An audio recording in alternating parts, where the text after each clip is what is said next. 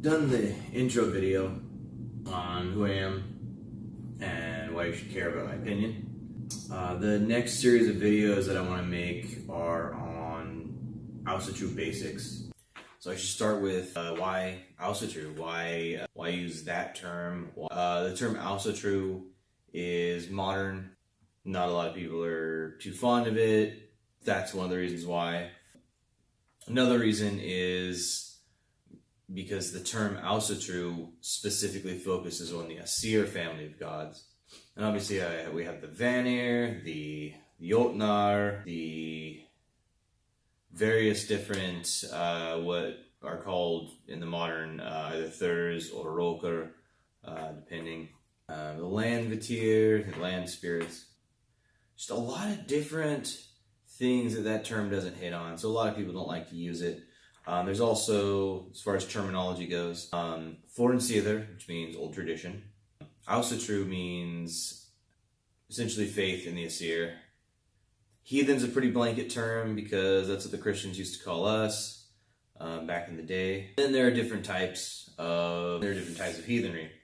Rokatru, which focuses on the Roker, the shadow, which is your Jotnar, your giants, which the word is closer to devourer rather than giant. Thurzatru, which focuses more on the Thurs, but it's essentially the same as Rokatru. I haven't seen a real difference. It seems to both kind of focus on the shadow aspect, the dark side.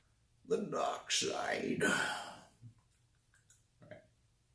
Something for me personally, regardless of all these different names, I prefer to call it the northern perspective, just because I think that we are looking at things from the perspective of the Norse, Scandinavian, Northern European ancestors, and from that perspective of a larger, older tradition that has links to various different cultures all over the world.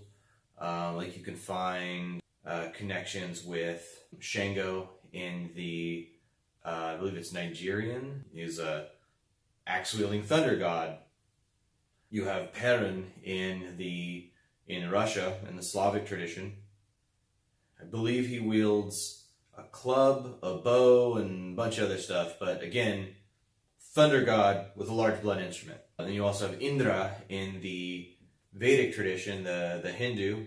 Indra is again, thunder god with a large blunt instrument. And that's just a small example that seems to be pretty diverse. I will use the term Asatru because I personally don't care about labels. I think that obviously certain labels have certain connotations. That's all well and good. But when it comes down to it, most people aren't going to understand what the hell you're talking about. And honestly, I'll even use the term Viking. I know it's not super popular to use the term Viking because not everyone went to Viking, but honestly, the layman understands Viking. Most of the people that I talk to, and I use the word Norse, don't understand what that is, which absolutely baffles me. But yeah, some people just don't understand what Norse means, so they understand what Viking means. So I go with Viking a lot of the times. I'll be like, oh, I'm Asatru, and they're like, what's that? Viking religion, Thor, Odin.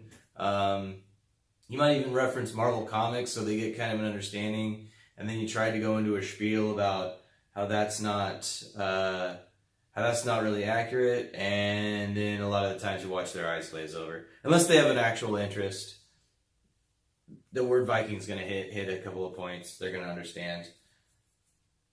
And like in the Marine Corps, a lot of the other Marines thought that I was some kind of like LARPing Lord of the Rings fan, when honestly, and I know this is sacrilege amongst many folk, I am not a fan of Lord of the Rings. I also got like a lot of Harry Potter stuff.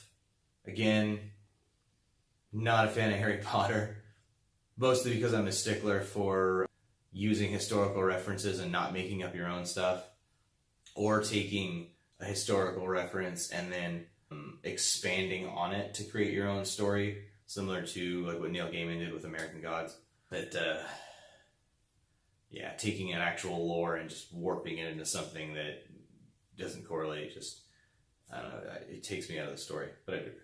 So why Asatru? Why not some other religion? Why not some other belief system? Why not some other perspective? Why not the Roman gods? They were pretty popular. They influenced culture pretty heavily. Two major reasons. It resonates with me. This is what I find myself attracted to. This is what I find myself relating with the best. This is something that has easily fit my identity, whereas when I was studying Taoism, Buddhism, I even ran a Buddhist service in Marine Corps boot camp, of all places. There was a whole recruit volunteer thing, because the leaders of the group, I don't think they were priests or anything. They never said. They were there every other weekend, and so the weekends they weren't there, recruits would do it. So I ran a Buddhist service. I helped run one. I ran another one. It was interesting. I got to meditate in boot camp. It was cool. And I think that stuff was very foundational to who I am today. The thing that solidified was heathenry, was Asatru, was the old tradition, Forntiere, or as I like to refer to it, the northern perspective. Second reason is the archetypes. If you're familiar at all with Jungian psychology, and I plan on going into this a little bit more in a later video, I believe that the Old Norse gods are the best set of archetypes for me. The famous psychologist Carl Jung, Jung, if you want to Google him, had this theory that these archetypes, these ancient ideas, were part of the human psyche in a similar way that your internal organs are part of your physical body. So like Thor, for example, might be an archetype of strength and, the thunder and the lightning and all that happy stuff. Odin is, the archetype of like wisdom. Frey is an archetype of fertility and growth. Freya, also an archetype of fertility, but more of a feminine aspect. So you have like a lord and lady dichotomy, which you find in a lot of different mythologies. The Wiccans, for example, have taken that and just ran with it. Really need to get a haircut. Starting to look like one of those hippie beatniks. So, actually, my idea of why we should take a religious, symbolic view of things through various different indigenous pagan beliefs as opposed to like monotheistic Judeo-Christian beliefs is viewing the world through symbols. You're viewing the world through archetypes, using semiotics to view the world. Semiotics is a study of symbols, and you think about the hero archetype, compare that to Thor. The father archetype, compare that to Odin. So what is it to have a semiotic understanding of the lore, of human psychology, of the Jungian archetypes?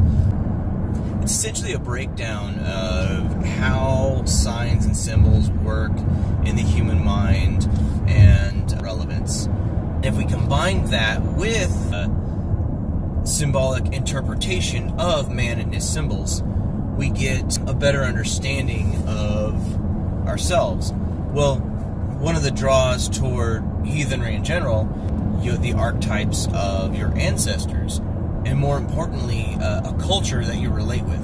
A lot of people try to correlate religion with morality. It's not like atheists are going around stabbing and burning and pillaging and doing all that, bereft of morals entirely. And it's not like religious people are walking around with a true sense of morality, right? Don't have a truly objective morality. Morality is very subjective. So to say that religion gives you morals is wrong. And that's definitely not why I found Asatru. I found Asatru to essentially find direction in my life. There are certain values that I find more appealing, I find to be more important, relate to better, that are definitely inherent in the lore and in Asatru,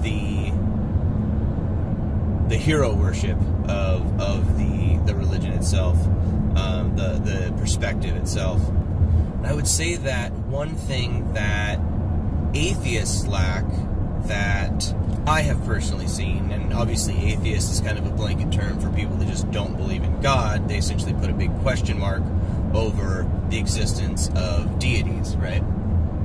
Theist being with God, with a God or gods, and atheist being lack of gods, like amorality would be lack of morality. Again, not that the two correlate. But one of the things that they lack is semiotic understanding of the human mind. Well, semiotics is directly related to culture and how we interpret things. Think of, if I say the word rabbit, what comes to mind? You immediately picture a rabbit, right? So you're associating a word with a physical creature.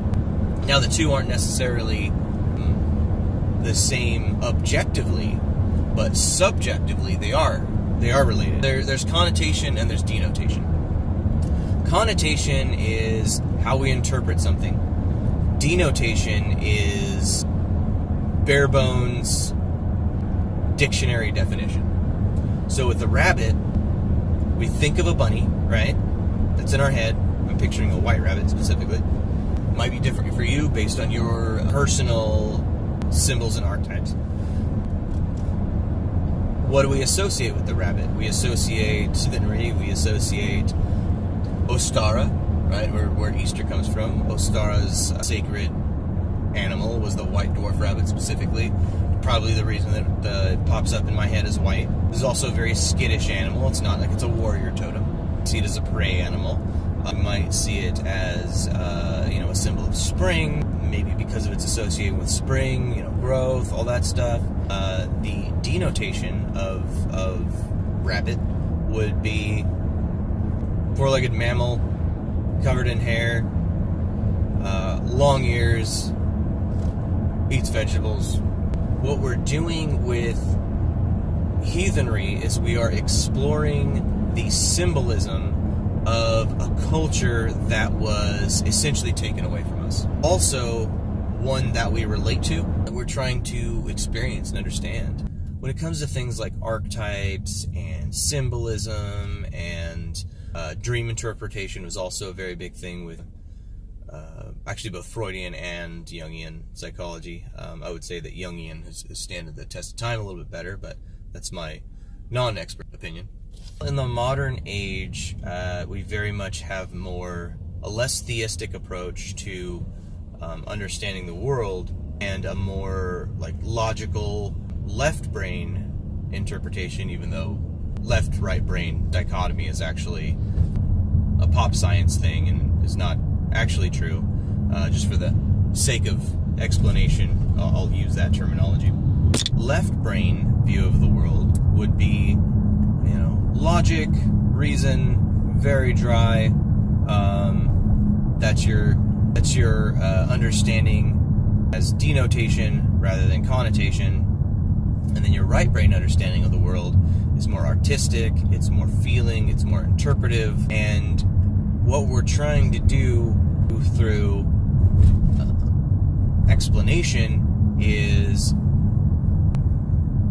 understand that symbolism. There's a lot in the human mind that it works through symbolism, but we didn't evolve in a way that logic and reason were our everyday thing. No, to a certain degree, you had to interpret around you. You had to be intuitive. The caveman that looked at the tiger and thought, "Does that kitty want to play with me?" He did not live. The caveman that thought, "That tiger's running at me, I should get the flack out of here," That guy lived. That's the guy we're descended from. So by exploring the mythology and the lore, we are exploring the archetypes and symbolism of our past, of a shared culture. People with a more folkish lean, to give that a brief explanation, folkish believe that you have to have some genetic connection to the Germanic Scandinavian ancestors.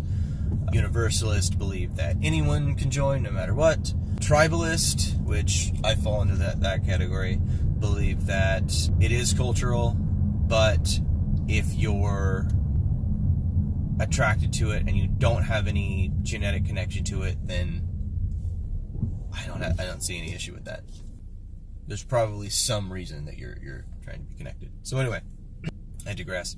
Folkish heathens might give it a more racial reason for joining, especially the more extreme of them. And they're not all racist. They aren't. They might get that stigma, however, they aren't. Actually, when I lived where I used to live, there were a lot of folkish heathens around there. If you have an interest in exploring these archetypes and this symbolism, there's probably a deeper reason for it. That reason is going to be a very personal one. That it might have to do with a connection you're unaware of. Could be a spiritual connection. Who am I to say, right?